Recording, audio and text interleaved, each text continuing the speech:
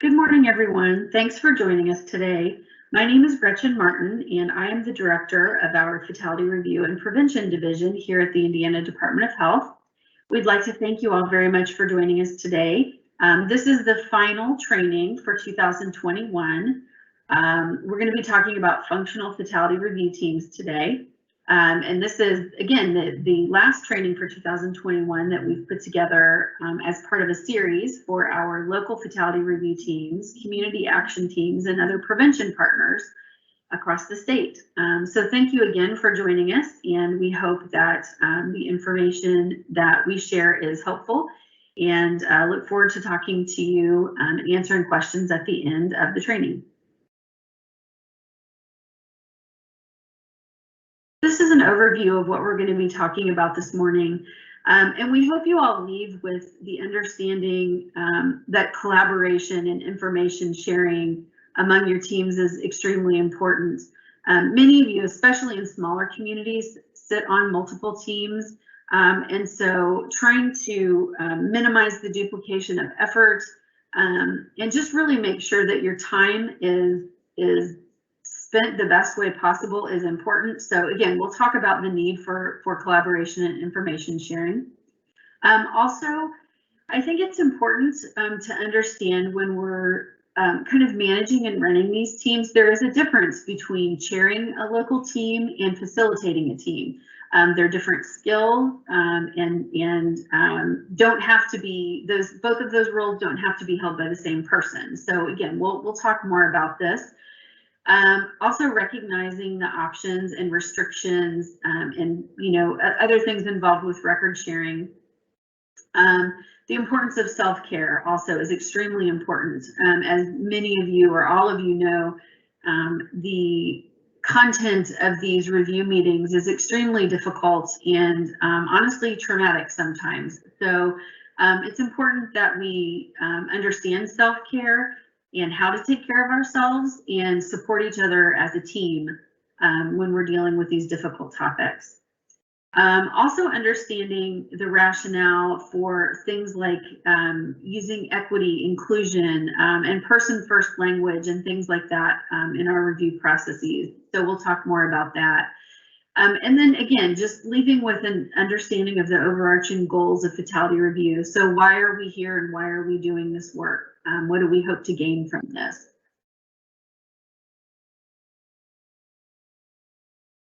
So for those of you who have joined us before, you've seen this.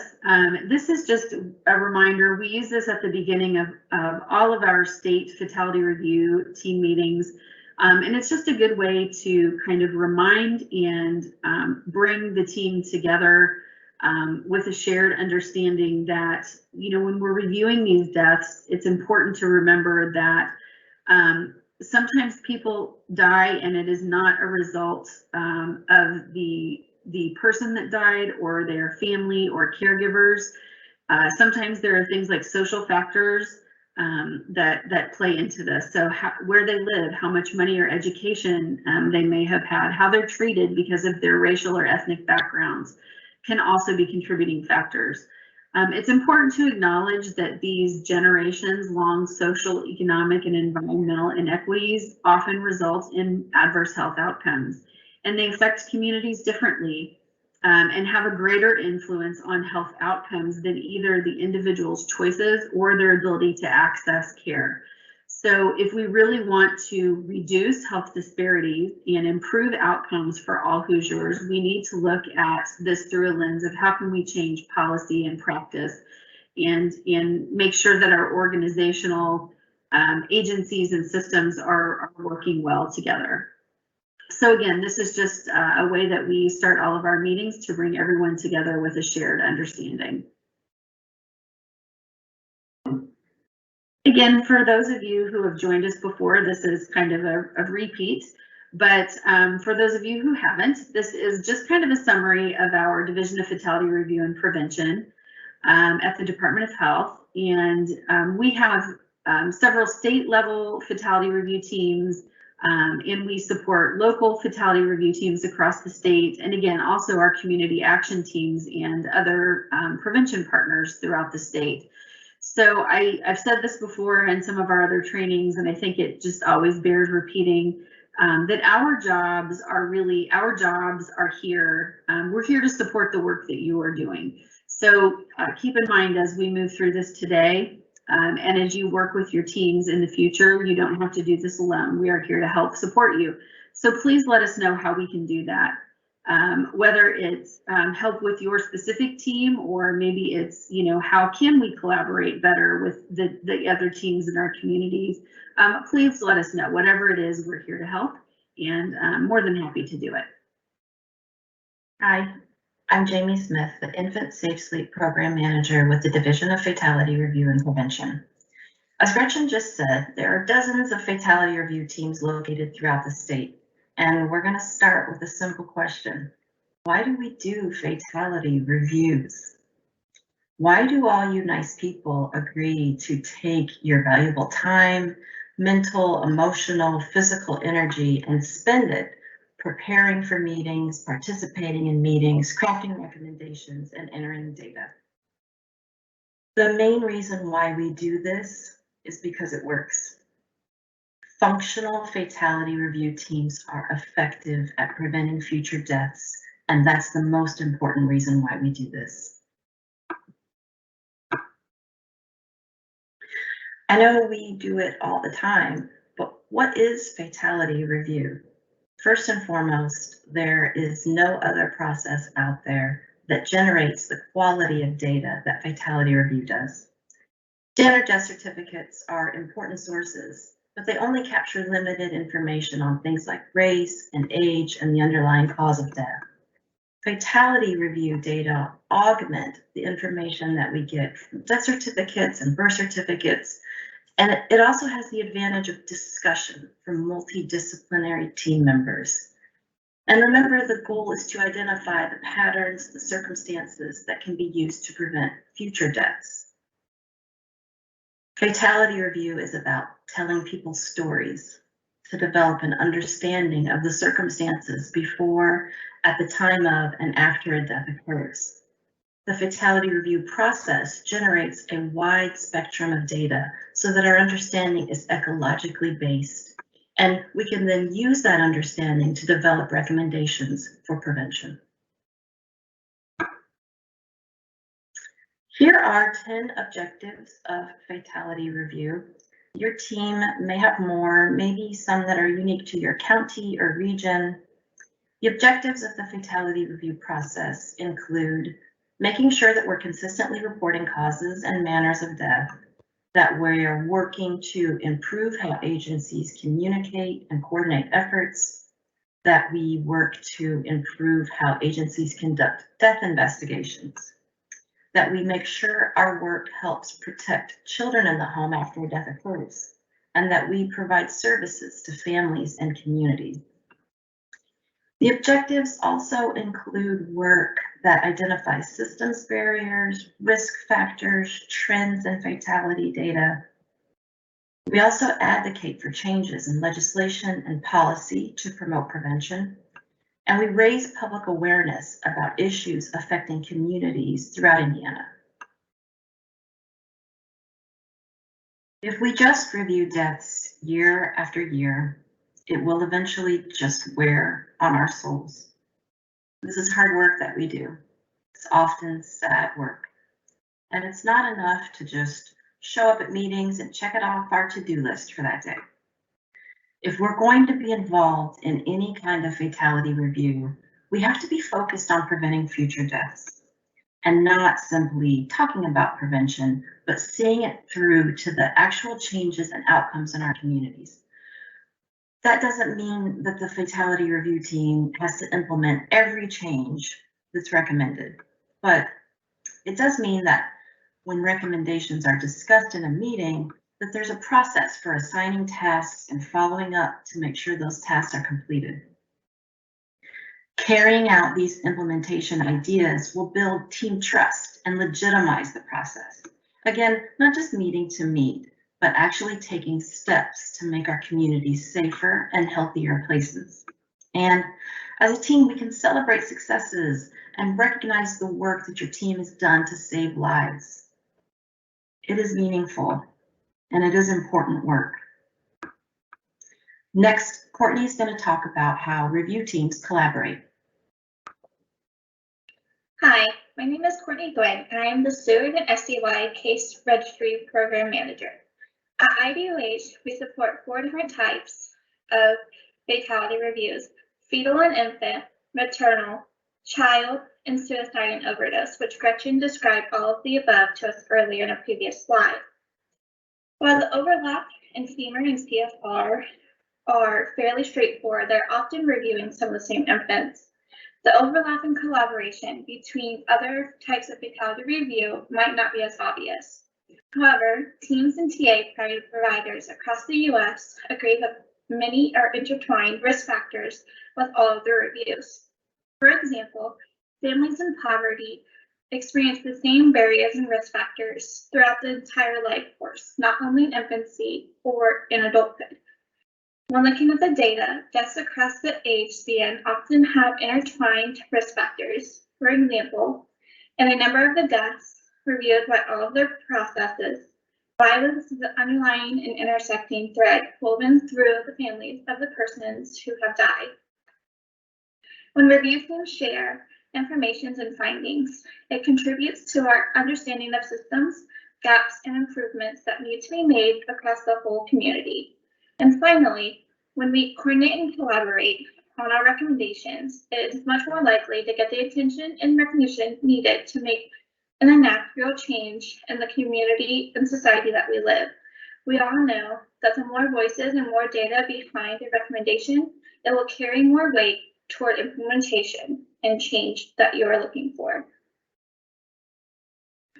All of our fatality review systems are similar, but do have their own unique components. These can be often replicated and used to the advantage of other reviews if we work together and eliminate some of the silos. For instance, maternal interviews were key to the FEMR process, but are now being implemented in the maternal mortality review. Similarly, community action is a built-in part of FEMR. And our child fatality review program recognized the need for a more formalized way to implement prevention. Due to that, we have our community coordinators throughout Indiana that are working to start community action teams in order to put recommendations to action. Coordination can help review teams share information and findings on these intertwined risk factors, thereby contributing to our understanding of the relationships between infant, child, maternal, spousal or partner, and elder death. The ability to look across fatality review programs will enhance all reports, recommendations, data, and prevention planning. Lindsay will talk more about the second bullet point on our next slide, but another big goal of fatality review team collaboration is to utilize our shared resources for more funding and more data to drive prevention. Collaboration can also help teams minimize duplication and create economies of scale by recognizing the instances where there are overlap. Hello, I am Lindsay Horsley, and I am the Fetal Infant Mortality Review Program Manager here at the Division of Fatality Review and Prevention. So let's talk about funding collaboration. Sharing funding between your local fatality review teams can assist in sustaining both programs. Coordination can minimize duplication of efforts and create economies of scale.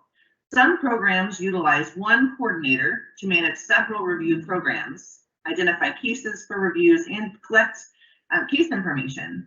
Some programs utilize one data analyst to manage data collection, analysis, and reporting for all reviews.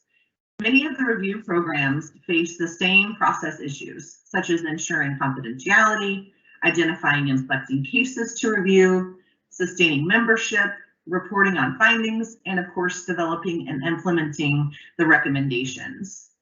Many of these issues can be resolved more effectively and efficiently if the review programs work together to identify policy and practice solutions.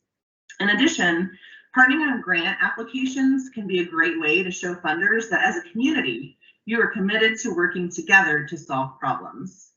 Working together on projects and and applying for funding will allow your fatality review process to focus in on your particular topic area while still giving attention to the bigger picture, such as creating a community where all families are safe and thriving.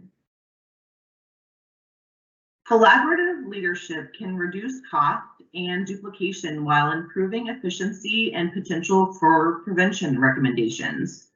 Communities with separate teams can still benefit from collaborating by meeting regularly, dividing process tasks, and coordinating prevention activities.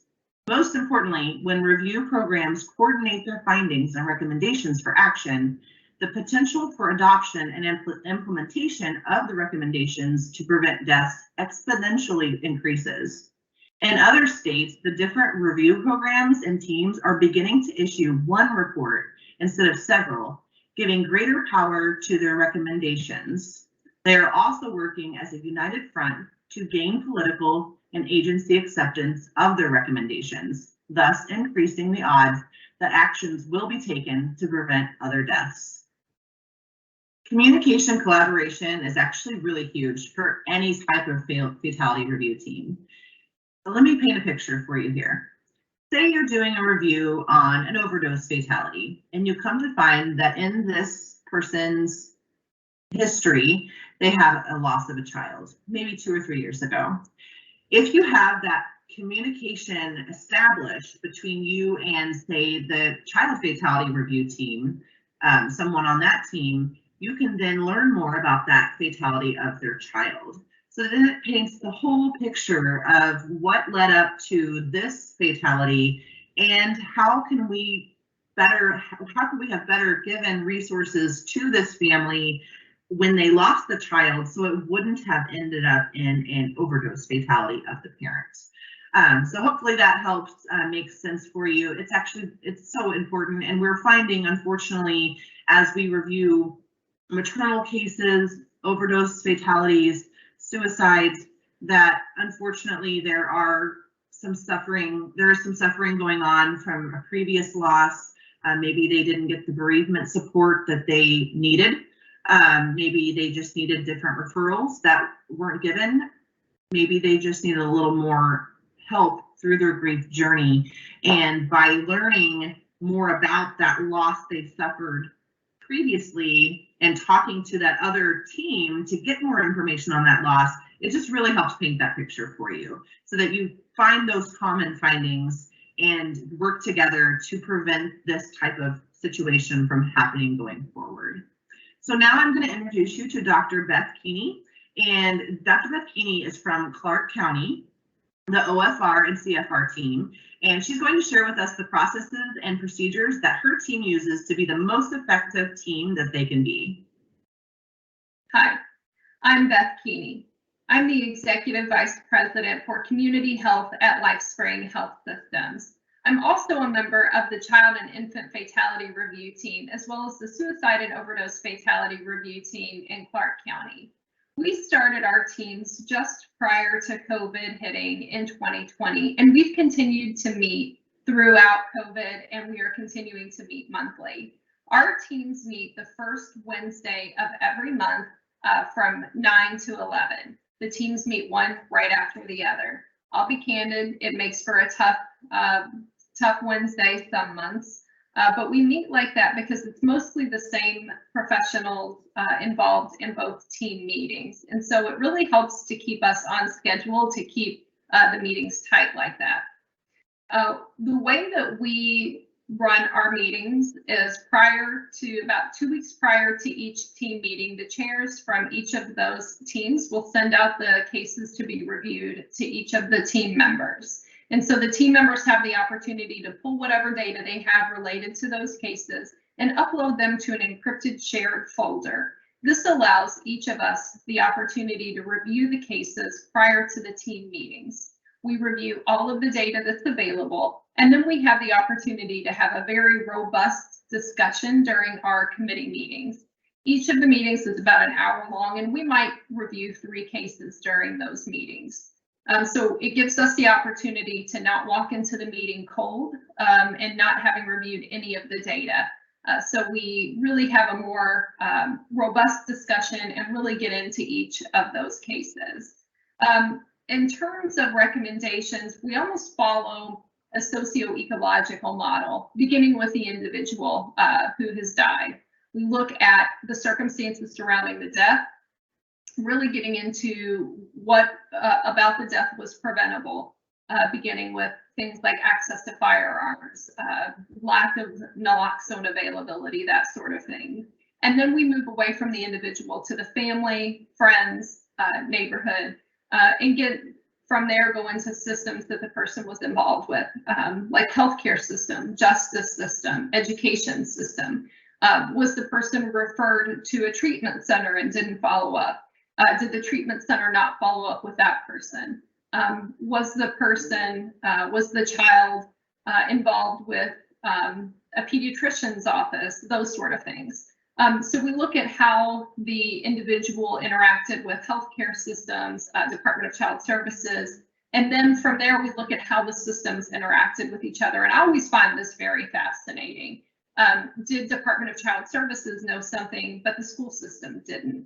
And how those systems interact and where there are opportunities for improvement. And if Department of Child Services didn't know something, but the school did, could they have done something that might have prevented a death? So those sort of interactions might result in a recommendation. And from there, we look at potential changes in policy, like, for example, at the local level, then at the state level, and then are there changes in legislation, either at the state or federal level, that we could recommend?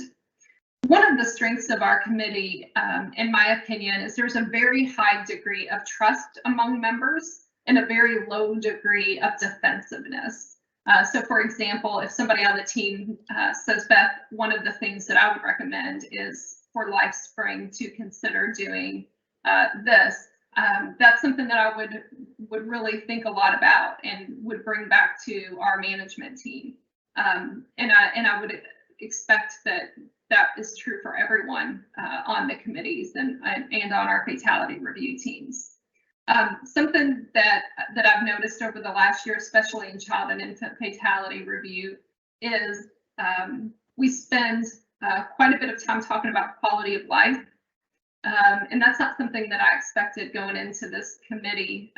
Unfortunately, for some of these children and for some of these infants, there is no prevention for their death. They might have a serious disease or a terminal illness, and there is no cure. There is no treatment.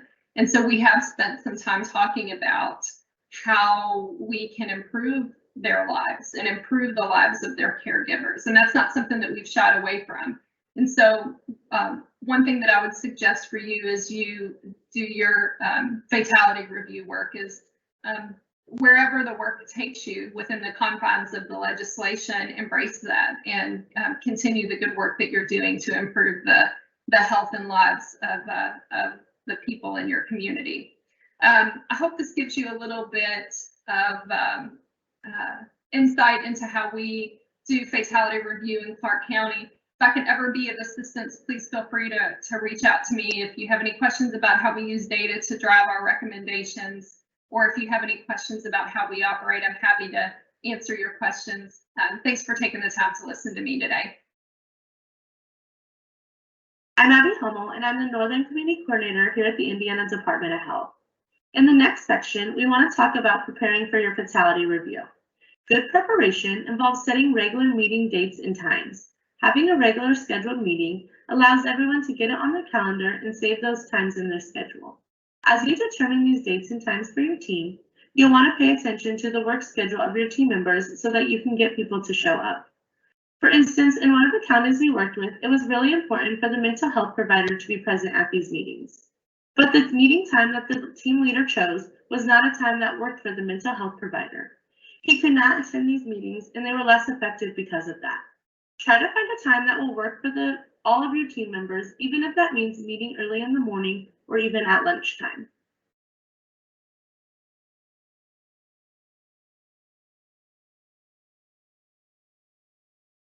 Due to COVID, we know a lot of teams are still meeting virtually for the review meetings and may always meet virtually in the future. There are many pros and cons to having a virtual meeting. A few of the pros are you don't have to worry about COVID and finding appropriate venue to sit so far apart from each other or following the appropriate COVID-19 protocols. We've also noticed an increase in attendance when meetings are virtual. It's easier to attend multiple meetings throughout the day if they are virtual because you don't have to worry about the time of traveling as well as the cost. Multiple people from the same organization can attend the meeting if it's virtual because they can do it at their own computer and in their own space.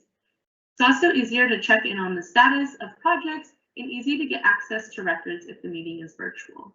However, there are cons to a virtual meeting as well. There are many off-screen distractions when the meeting is virtual, whether you're at home doing the meeting or at work.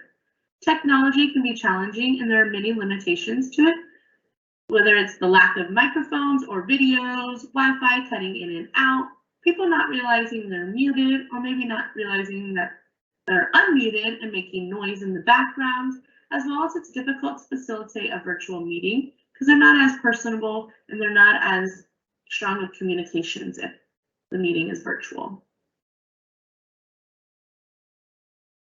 Pros and cons to an in-person meeting. A few of the pros are better conversation. If the meeting is in person, the team members are more likely to ask questions, which leads to increased communication and trust building.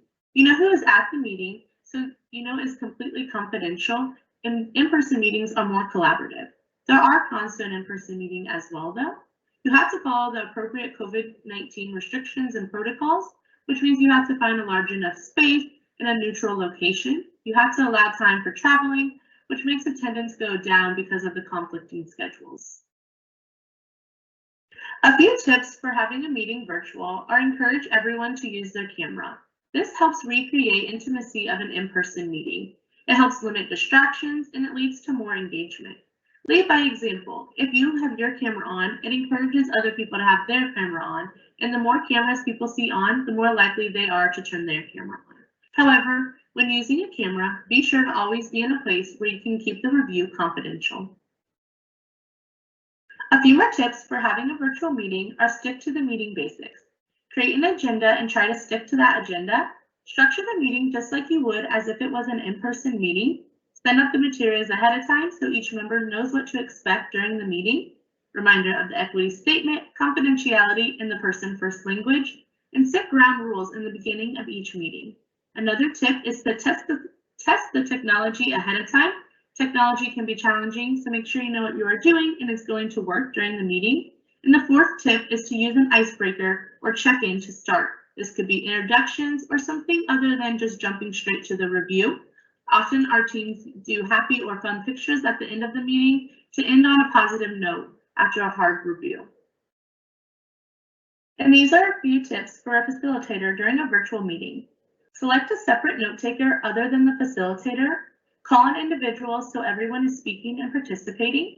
Rejoice in awkward pauses. That silence may be awkward, but someone will speak up, and that's when the good conversation gets started. Redirect the conversation as needed. If it's going away from the case or getting out of hand, redirect conversation and ask questions. Even if you understand something, someone else might not. Make sure you are giving equal time to each case review and discussion, and if possible, capture real-time feedback and as many data points as possible. During the review meeting, obviously review the fatalities, but if you are a county that does not have a significant number of fatalities, you may not have cases to review every time you meet. But there are other options besides just skipping that month. In order for your team to keep moving and collaborating, use this time to get some additional training. This could be anything from training on self-care, since many teams deal with very difficult situations, or something specific to fatality review, like learning how to use the sudden unexplained infant death algorithm. Here at the state, we would gladly assist you in any kind of training you might need. Another option for your team is to gather your team members for a chance to hear from each team member about what the work they do and the role they play in the fatality scene. Even in small towns, there are often gaps in knowledge around DCS protocols or law enforcement procedures that must be followed. Taking the time to hear from one another and explain any field-specific language can be beneficial for your team members to attempt to work together to improve services. This can also help with team building and building trust-based relationships, which are important for an effective review. You can also use this time to review past cases and data in order to do some prevention planning. Again, it isn't necessarily the job of the review team to execute all of the prevention work, but the review team should play a part in forming these recommendations. Hi, I'm Asia Steph, and I'm the Overdose Fatality Review Program Coordinator with the Indiana State Department of Health. I'm going to share a bit of information with you about how SOFR teams go about choosing which cases they will review. To begin, you may hear these teams referred to as SOFR or OFR. This is due to the fact that teams themselves get to decide whether they will review suicide and overdose deaths or one or the other, based on the needs of their community or county. Once that decision is made, the team will then consider what time frame they would like to review cases from. Currently, most of our teams are reviewing 2021 cases. Finally, once the time frame has been identified, the teams can choose how they will select the cases from that time frame. For example, suppose you are part of a team that will only be reviewing overdose deaths beginning in the year of 2021. Now you must decide if you will review all overdose deaths that occurred within that time frame, if you will randomly select cases, or if you are interested in reviewing cases that meet the criteria of a certain theme that your group has identified. How do we know what cases to review? According to IC 164933, a local child fatality review team should review the death of a child whose death incident occurred in the area served by the local child fatality review team and may review the death of a child whose death occurred in the area served by the local team if the death is any of the following below: sudden, unexpected, unexplained, or assessed by the Department of Child Services, or the manner of the death is determined to be a result of homicide, suicide, accident, or to be undetermined. Most teams are currently reviewing 2020 and 2021 deaths. If you need assistance on knowing which cases to review, we are more than happy to help you create a list. How do we know what cases to review for female? Well, according to IC 16496, it states that local fetal infant mortality review teams will review fetal deaths and infant deaths for children less than 1 year old. Fetal deaths are also referred to as stillbirths. So stillbirths are fetal deaths that occur at or after 20 weeks gestation. However, teams do review cases if the baby was less than 20 weeks gestation and was born with signs of life.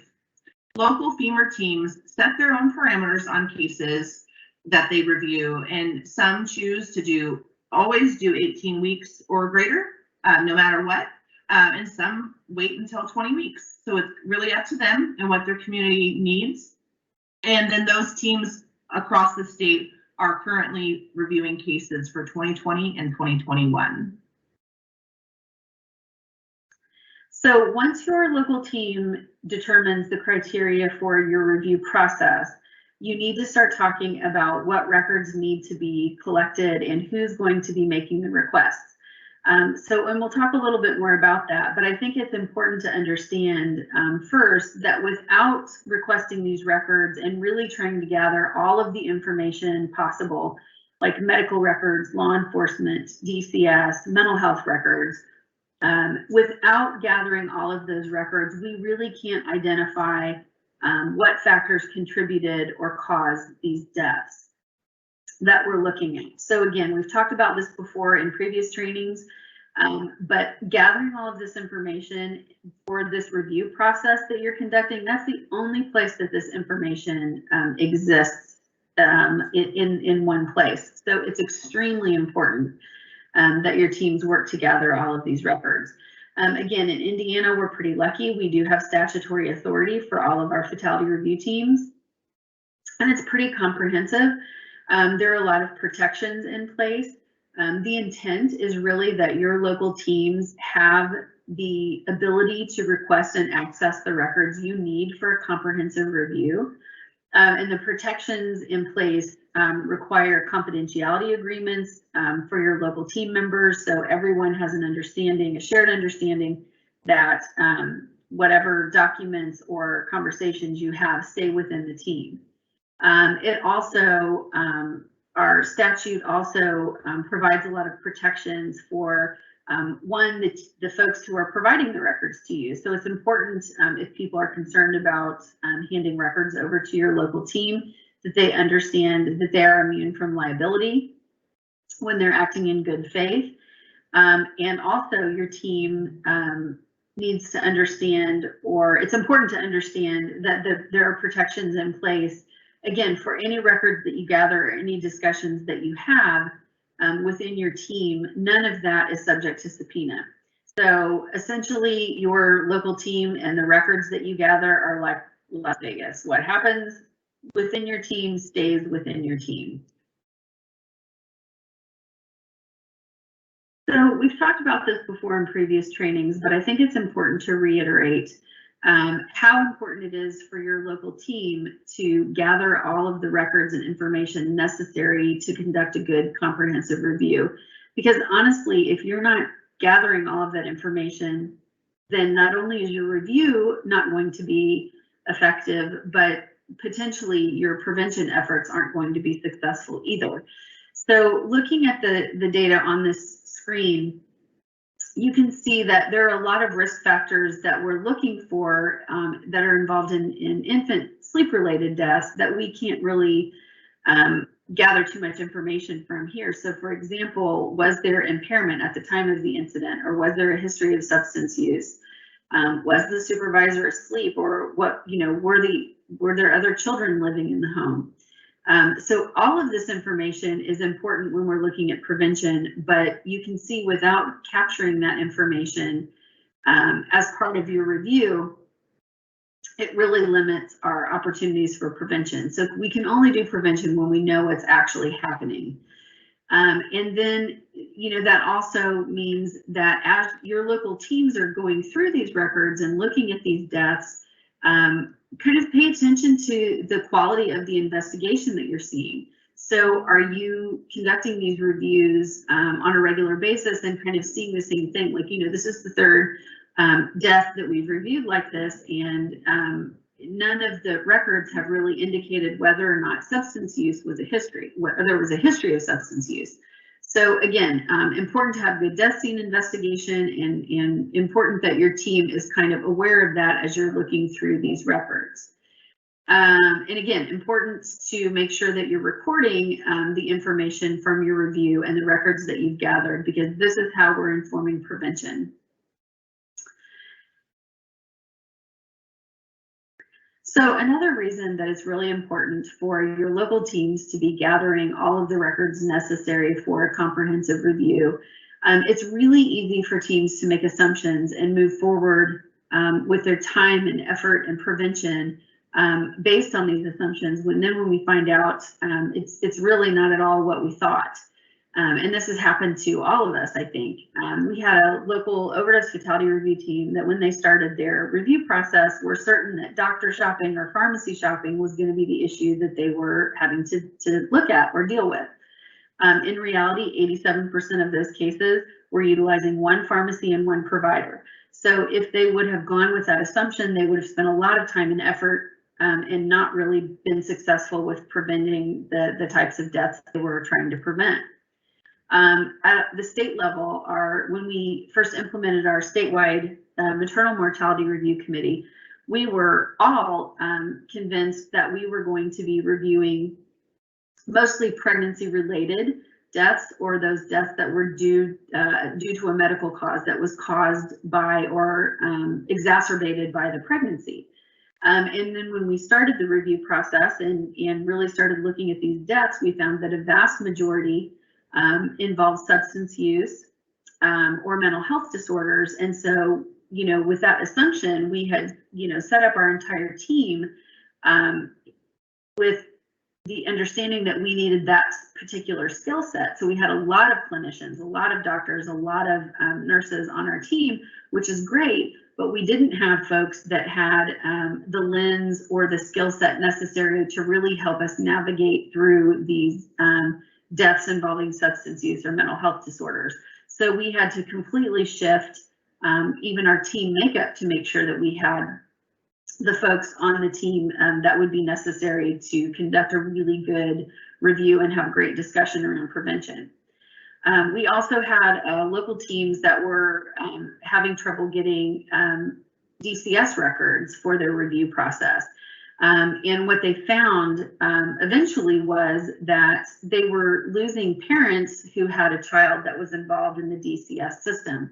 And so that inability to get those DCS records was really hindering that connection between, you know, a lot of these parents that were losing to overdose or suicide had a child previously involved in the DCS system. So again, really important to make those connections when we're looking at prevention. And there are a lot of dollars that could be accessed, but without the data required or necessary from these reviews, we could potentially be missing out on a lot of prevention money. Gretchen just described why sharing records is important, but sometimes records are hard to get. You have to do phone calls and emails and dust off the old fax machine.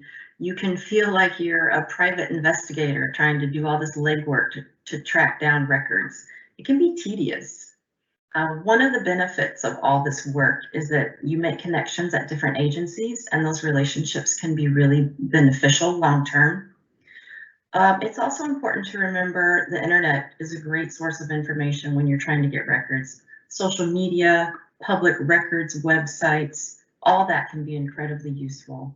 Sometimes crossing state lines can be a challenge for some teams.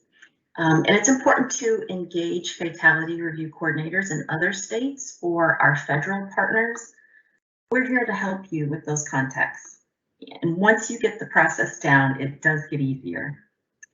As you're working on your review preparation, if it's not clear or if it's too burdensome or challenging, please let us know so we can help be a part of that process. Okay, Caitlin, now I've got the records I need to conduct the review. What happens next? Hello, I'm Caitlin Short, the Suicide and Overdose Fatality Review Program Manager. Now that we have learned some about preparing for review meetings, we will move into what happens during review meetings, including facilitation, presenting information, and discussion. The chairperson provides the team with support outside of meeting times. The chairperson starts the team, ensures that cases are identified, and submits annual reports. A facilitator helps lead team members in effective discussion after presenting them with important case information, such as the family's DCS involvement or social history, autopsy findings, the decedent's school or medical records, and other relevant details. Along with these responsibilities, the facilitator may help create the slide deck for the team to look at or assist with compiling some of the information beforehand. The chairperson may sometimes be the meeting facilitator, but the facilitator can also be a different person who is especially skilled at presenting information in an engaging manner, inviting discussions, and hearing from team members. Teams often present cases in one of two ways. Some teams choose to simply bring the physical paper records to meetings so that they are prepared to share with the group. The team facilitator will usually give a summary of the incident that led to the fatality, and then members just take turns sharing the information they have until the group has a complete picture of the decedent's life and sentinel event. You can use a whiteboard or a computer to outline all of the findings for each case. This will help your team to see it all in one place, and it will help you as you attempt to come up with actionable recommendations. Other groups choose to compile everything beforehand. Groups that do this will have a secure shared storage location, like SharePoint or Dropbox, where team members can upload files. Alternatively, they can also send secure emails to the facilitator so that they can gather all the records. Once all the records have been gathered for that month's review, the facilitator will put all pertinent information into a slide presentation so that team members can visually see a timeline for the decedent with key points. Regardless of the format your team chooses, make sure people know their role and what to bring. Fire or EMS may bring run sheets. Law enforcement may bring the report from the fatality or prior incidents. DCS would bring the family history and any fatality report that may have been completed. Community mental health centers may bring records of participation and key diagnoses. Probation may bring records of programs that the decedent or family might have participated in or completed, and so on. As we present cases, it is important we consider the social determinants of health so that we can focus on larger prevention efforts rather than placing blame on the individual.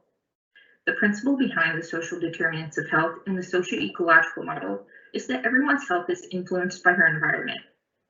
When we are looking at a case and forming recommendations, we need to consider not only the person's immediate environment, but also their neighborhoods, their schools, their access to healthcare centers, their job opportunities, local, state, and federal policies, and the societal context. For example, a local community leader had shared her story about being pregnant and working on the other side of town. She did not have a car and had to ride the bus for 2 hours to get to work.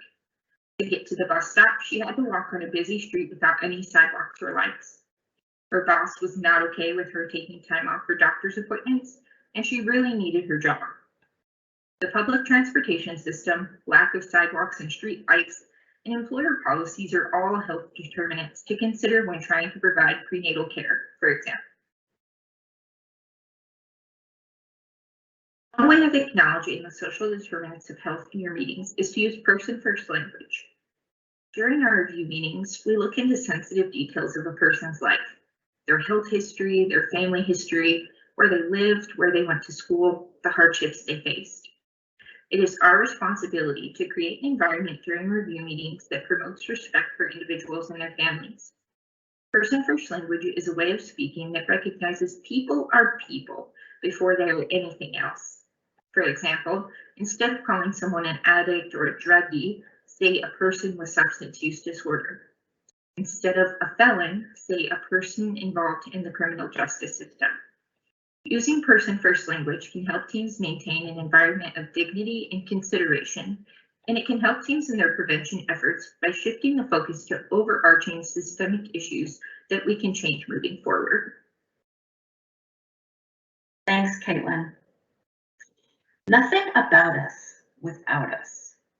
This statement is about including the community in the review process from start to finish. I'm talking about including national, ethnic, disability, ability-based, or other groups that are often marginalized from political, social, economic opportunities, including people who are in recovery, domestic violence survivors, people who've experienced homelessness, people who have been convicted of crimes and incarcerated, former or current sex workers, including people from the community in this process makes our work more effective in the long run. For example, there are so many advantages of embedding recovery coaches in the review process. The recommendations that come out of that with their participation will be so much stronger because of their credibility and authority on the subject matter. We don't want to make assumptions about people or about groups of people. We want to support everyone as a community and help each person succeed and thrive. We don't want to recommend policies without listening to the people that those policies will affect. Consider the implications of the recommendations, short-term, long-term. Think about the possible implications. List the pros and cons before deciding on a recommendation. Talk to other professionals. Consult the populations affected.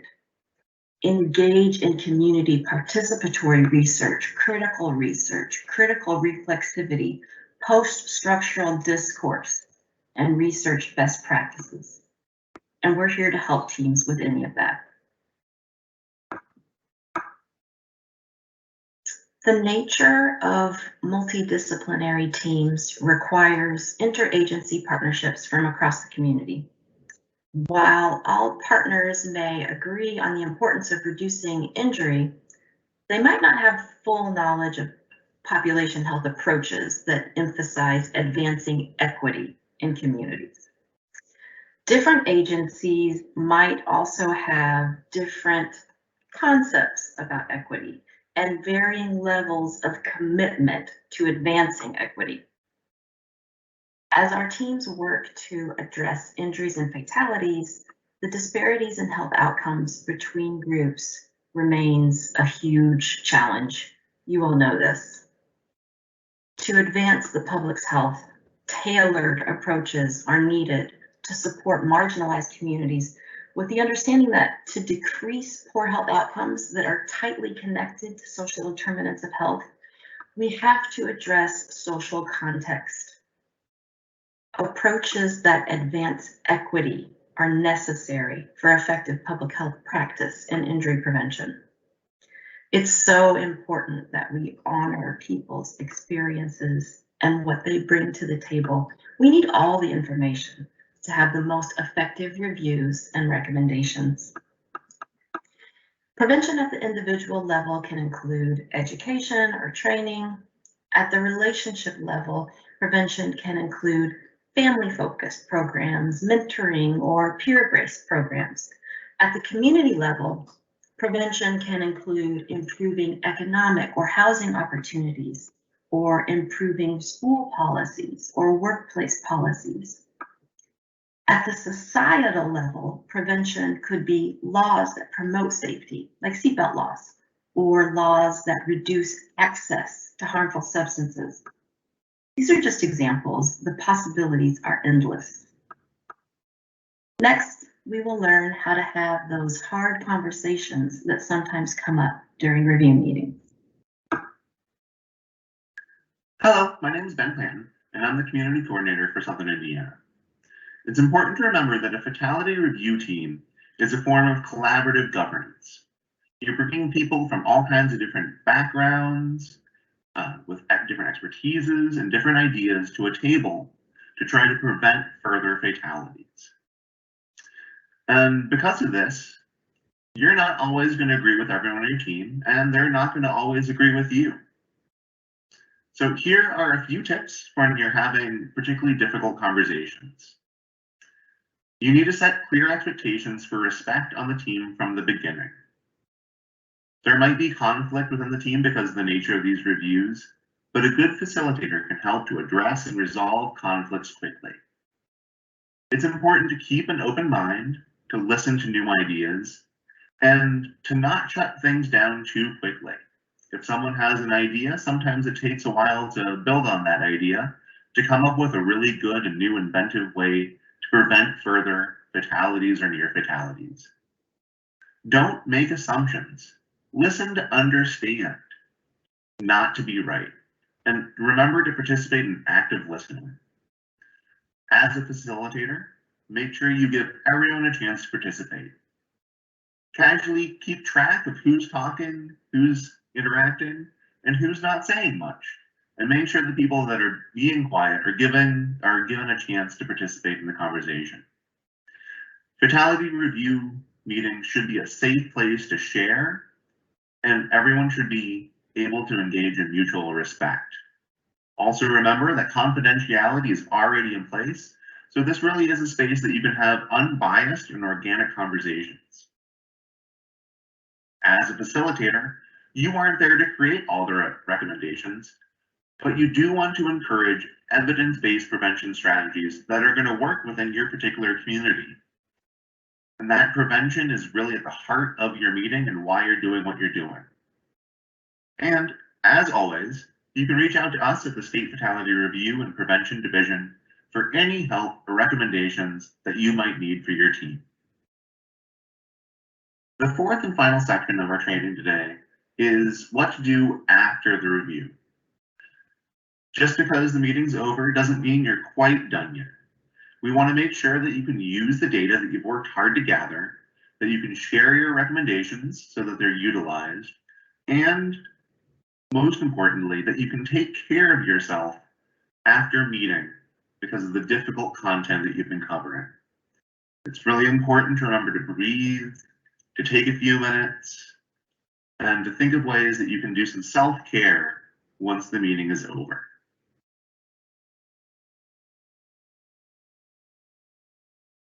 And I'm the Central Indiana Community Coordinator at the Indiana Department of Health. We had talked about entering in data in one of our previous trainings, but we wanted to reiterate again the importance of entering that data in after your review meeting. If you'd like to be able to use a report out of the system, you'll need to put that data in. Your reports and information will only be as good as what you put into it. We also want to recommend using data-driven prevention strategies so that way you are being as impactful as possible in your communities. We had also talked about recommendations in a previous training. We talked about how recommendations should be specific, so clearly describing what outcome you would like to reach, how will you measure that, so that way you can know when you reach that outcome. If it's attainable, so how confident are you that you'll be able to reach that goal, maybe even putting that like on a scale from 1 to 10. How relevant is that goal to your community? Is it meaningful? Timed? When will you plan to reach that goal? That kind of goes along with measuring it. Making sure that it's inclusive. How will you include those that are traditionally marginalized in the process, making sure that they have a voice in what happens in their community. Also making sure that it's equitable. So how will you include an element of fairness or justice that seeks to address those systematic injustices? Once you have your recommendations, you'll want to ensure you know who those recommendations are going to be going towards. Do you already have a community action team or a prevention group in your community? If you don't, who do you think would be great at starting one? Utilizing those groups that you might already have and making sure that we are advocating for change and putting those recommendations into action, because that, at the end of the day, that is why we are reviewing these fatalities. Now I am honored to introduce one of our fabulous guest speakers, Mary Claire Clark, who is the Executive Director for the Allen County Drug and Alcohol Consortium.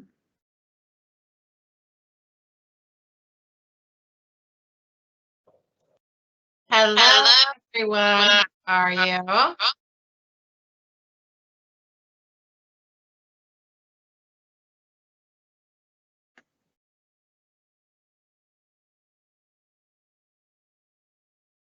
I'm going to go ahead and share screen, so it'll be just a second.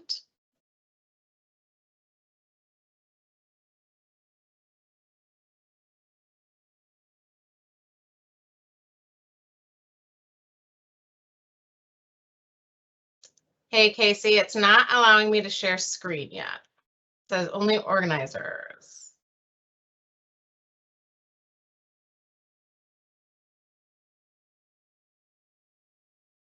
Okay. I'm going to go ahead and try again and see if it'll let me present. In Teams, nope, okay. I'm just going to do the PowerPoint from the beginning.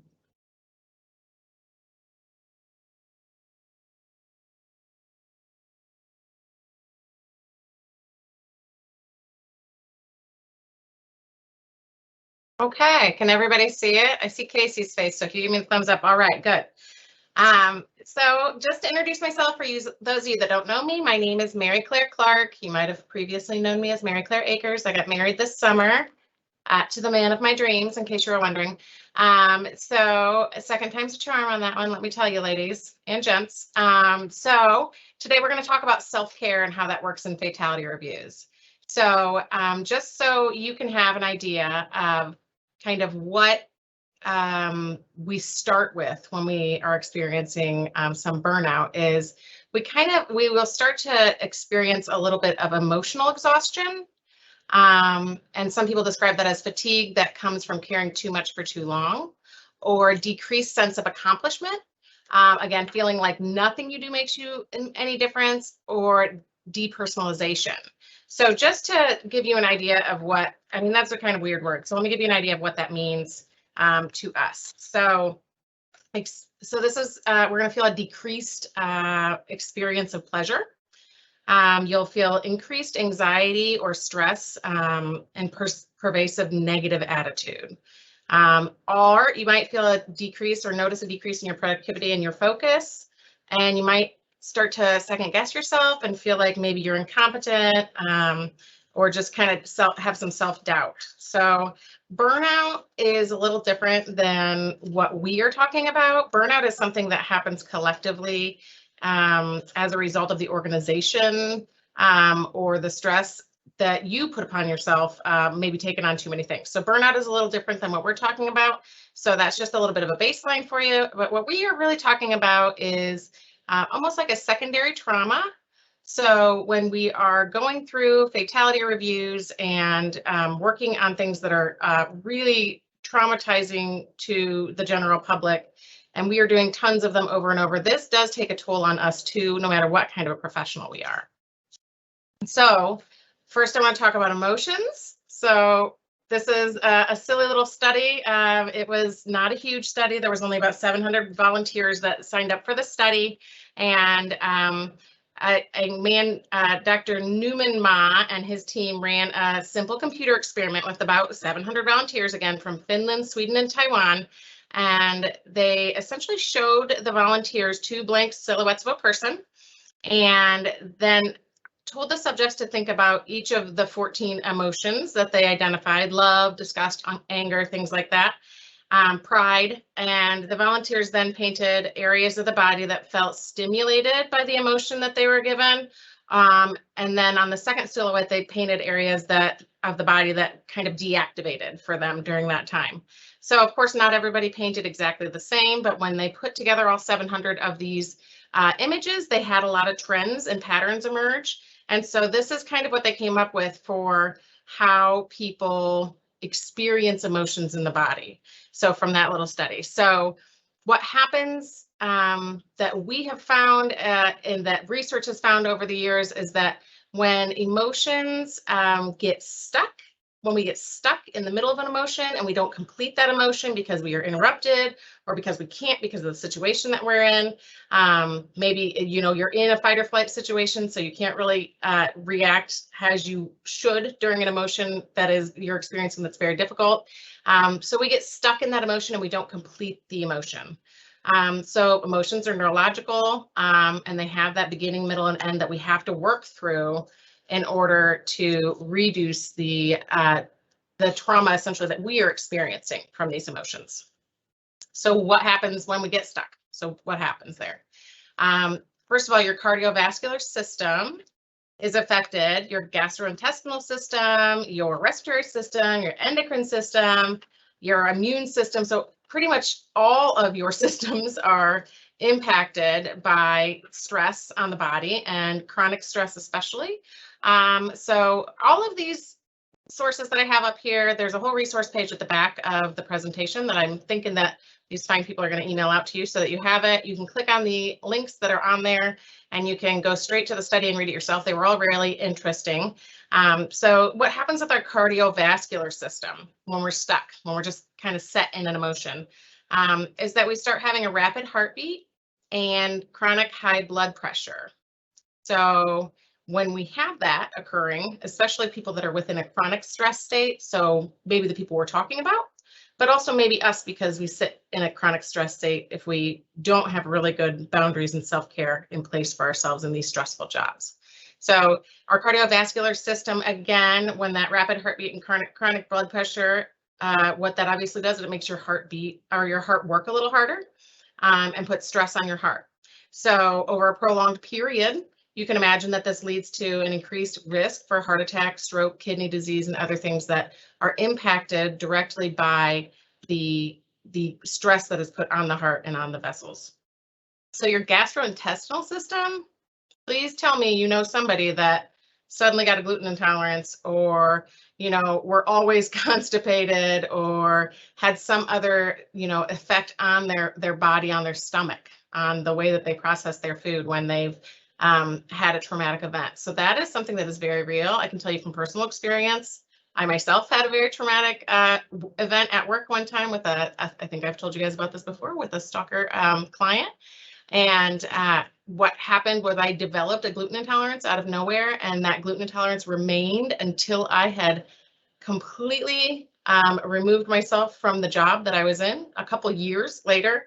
And magically, when all the things were going right in my life again, and I had worked through a lot of that stress and anxiety that I had related to that I kind of bottled up because I wanted to, you know, be strong, my gluten intolerance magically went away. So interesting, I'm sure, to people, especially if you've got a gluten intolerance out there, you're like, what did I experience that might have brought this on? Also, your respiratory system. So underlying lung problems like asthma, COPD, stress triggers your adrenal glands to release cortisol and adrenaline, which can then lead to that increased respiratory rate, and it can make it especially hard for people with underlying conditions to breathe. Oh, my thing's going fast, I'm sorry. The next one we're just going to talk about is the endocrine system. So in your endocrine system, that increased cortisol, you've heard about this before, your stress hormone can lead to weight gain, increased blood sugars, and really put you at a higher risk for diabetes. So when we talk about in other trainings how ACEs actually moves us, if people have higher ACEs score, they're more likely to move into these different body neurological or body or endocrinal issues that they have later in life. It's not because of the actions that they are taking in life that are increasing their risk. So we think, well, of course, yeah, if they're a smoker and they, smoke for 40 years, then that's going to be hard on their, their respiratory system. And that's really why they're more likely to have respiratory issues. Well, that's not actually true. So if you look at these different examples, what's happening is in the body, and it is in relation directly to that stress hormone being released. So last one I want to talk about here, just for the different systems, is that immune system. Having that cortisol circulate in your body can predispose you to infections and make you less capable of fighting off common viruses like the flu or maybe COVID. So if we think about the immune system and the people that were more highly affected throughout the United States, at least, by the COVID virus, we can talk more about this at another time, and I'm sure we could talk for days about it. But if you look at the population served, or the population that's most impacted, a lot of that population does have chronic stress and chronic traumatic histories within their family that could very well be impacting all of these different areas of their body and makes them have a reduced usefulness in their immune system. So it's just something to think about. It's very modern and right here, right in front of us. So how do we get away from this? So we're not going to quit our jobs. I mean, I had the luxury of doing that, but it was a slow process. We're not going to, be able to avoid all kinds of trauma and stress. And, we're not going to stop doing the fatality reviews because you're so needed to be doing those. And we need everybody to be on board with those. So what do we do? How do we counteract all of this going on in our bodies? So when we talked earlier about emotions having a beginning, middle, and an end, we have to move through those emotions. So recognize the emotions in your body, verbalize aloud what it is that you're feeling. And I say that because if you name an emotion or a feeling that you're having, it helps you to move through that emotion. And there's more than one reason that happens, but one of the reasons that's pretty easy to remember and logical is that you are coming out of your amygdala to go to your prefrontal cortex, where you're doing more of that executive functioning and thinking, and you're putting a name to that emotion. So you're going into recall to your hippocampus, and you're putting a name to that emotion. And when you put a name to the emotion, it helps you to move through that emotion. So you're processing that information. So that's really important. So if you're having high anxiety and you say, I'm having high anxiety, you're actually helping yourself get through your anxiety, verbalizing it, putting it into words, using that function of your brain to your advantage. So another way that you can complete the emotion to get unstuck is walking, taking a walk and hitting the bottoms of your feet on the ground. So the impact of your feet on the ground is literally shaking it up in your body. It's getting your body feeling things in different areas, and you're, having to take, deep breaths and things as you're walking, especially if you're walking faster than, usual and not just you're lollygagging along. And it gets your body functioning and having to think about other tasks. So it gets you through the emotion. It helps you feel the emotion and release some of the negative energy that has been pent up in that kind of hesitation point that we have for fight or flight. Also, we're going to shake it out. So people think I'm crazy. It's not crazy. You stand up, you stretch, you pull your arms out to the side, start shaking with your fingers and shake at your toes. And every part of your body you're going to shake until you get all the way to the center of your body, and you literally are shaking out some feelings. So you're literally letting yourself feel the feelings and emotions that you're having so that you can move through those feelings and emotions. So I've got the fastest slide processor ever. Also just stretching and breathing. When we stretch, we're pulling our muscles into, you know, more of a state where they can release some of the different chemicals that we hold in our body and the toxins that we hold in their body when we are preparing, you know, for a different flight or fight activity.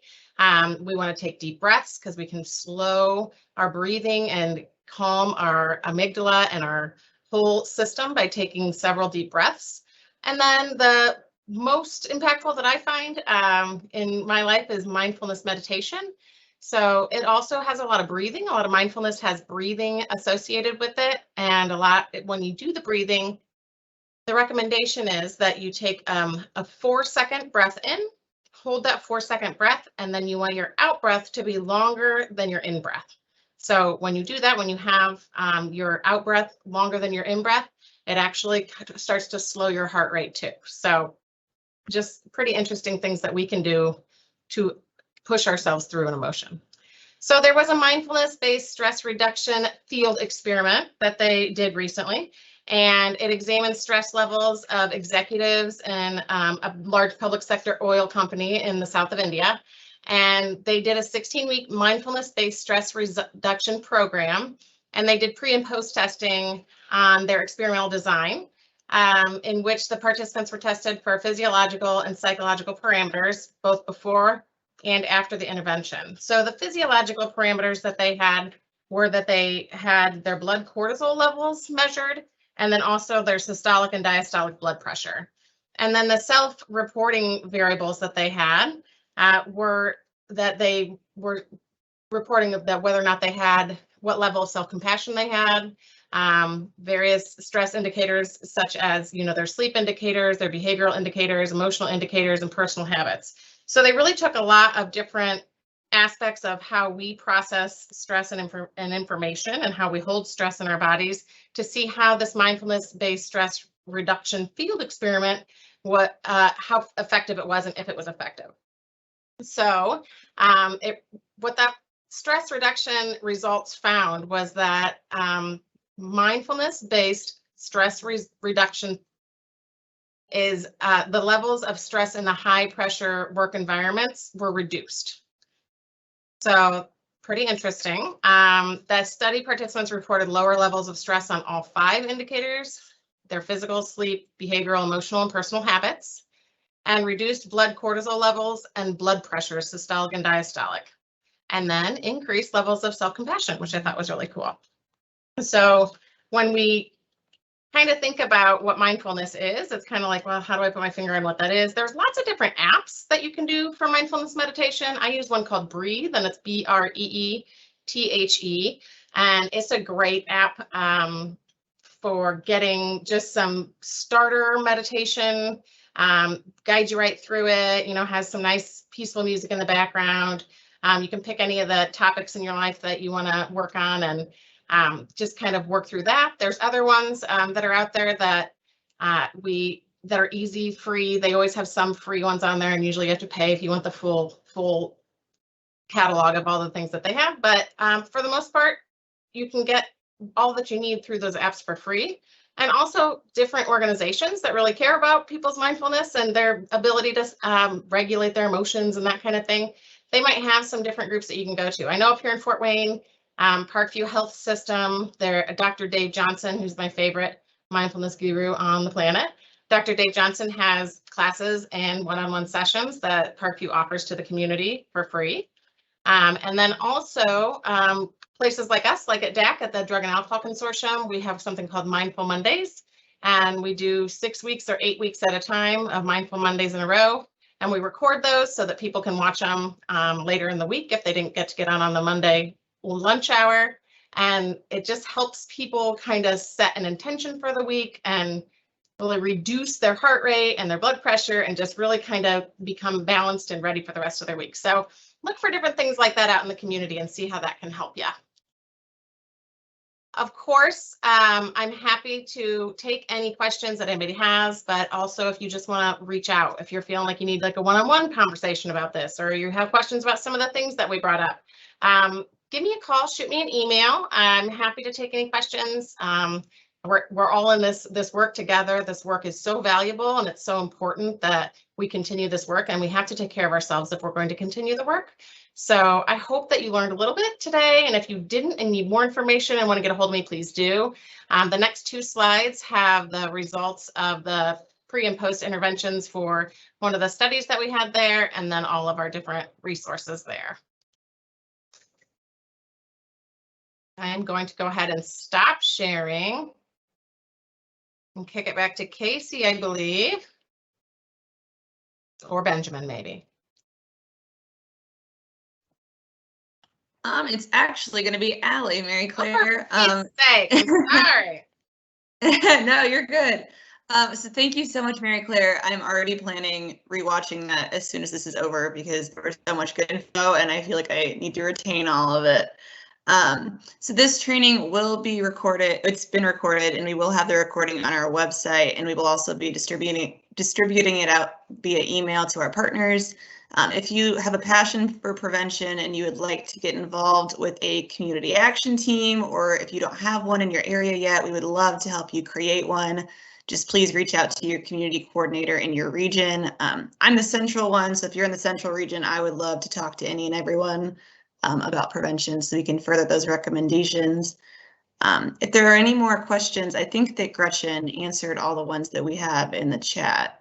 And then if you're coming from a child fatality review team, we do have 3 coordinators now. It used to just be the lovely Pam Ashby, but now she is focusing on the central with me. We have someone from the north, Brittany, who's fabulous, and then Brent in the south. So I know they would love to contact and give any technical assistance you guys might need.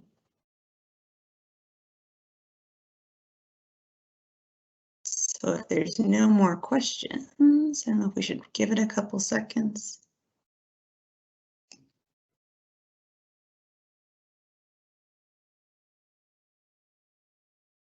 Well, if anyone thinks of anything, you know how to find us.